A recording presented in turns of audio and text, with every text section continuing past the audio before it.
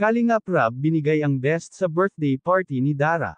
Dara naiyak sa kanyang selebrasyon. Bago ko ipagpatuloy ang maiksing reaction video na ito, hiling ko lang natapusin ang panunood nito para malaman ang nilalaman nito, at kung bago ka pa lang sa munting channel na ito, paki-subscribe para lagi kang updated sa video ng mga Kalingap.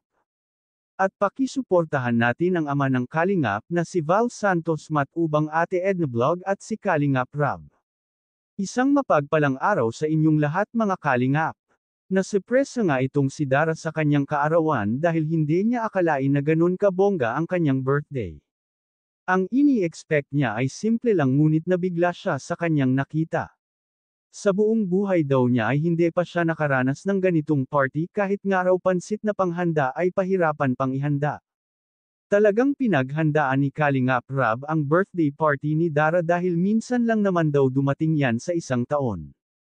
Kaya kahit wala ang pamilya ni Dara ay masaya siya sa kanyang kaarawan dahil sa ginawa ni Kalingap Rab na siya ang tumayo bilang kuya ni Dara. Kaya nga sobra ang pasasalamat ni Dara kay Kalingap Rab dahil wala man siyang kasamang pamilya, andyan naman si Kalingap Rab na gumagabay sa kanilang magkapatid at hindi sila pinapabayaan.